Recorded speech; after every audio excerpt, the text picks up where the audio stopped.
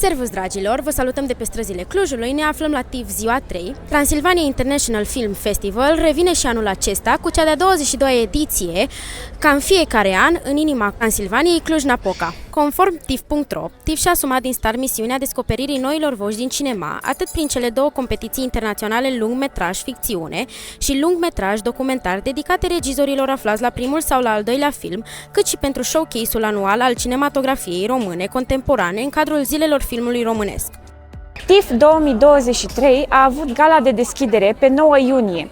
Festivalul se desfășoară în perioada 9-18 iunie, unde vor fi ecranizate 200 de filme din 45 de țări, 380 de proiecții și peste 1000 de invitați. Astăzi, 11 iunie, sunt atât evenimente la cinematografele din Cluj-Napoca, cât și la Casa de Cultură a Studenților, Muzeul de Artă, Castelul Banfi Bonțida, Piața Unirii și Julius Park Open Air. Am vrea să aflăm ce părere au oamenii despre experiența TIFF și dacă au participat la activitățile din cadrul festivalului. Participați sau ai în plan să particip la activitățile TIFF? Da, în seara asta voi viziona filmul Ultima Noapte. E prima dată din acest an când particip la activități, dar a fost și anul trecut.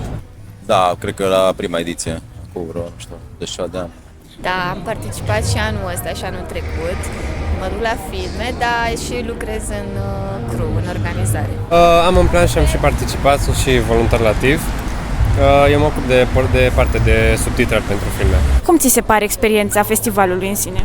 E foarte faină și îmi place că orașul e plin și că sunt de la an la an fel și fel de activități mai noi care cumva îndeamnă lumea la festivalul ăsta și la pasiunea asta pentru film. Interesantă. Orașul are un vibe foarte fain.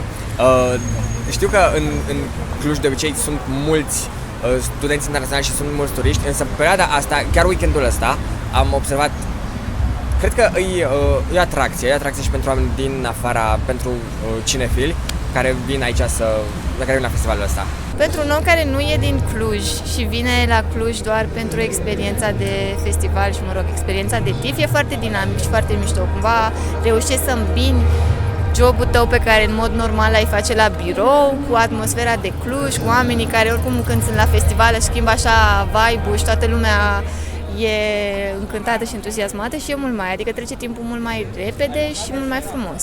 Mi se pare o experiență unică, ajungi să te cunoști cu foarte mulți oameni și să socializezi și mi se pare că în același timp îți îmbogățești cultura vizionând filme.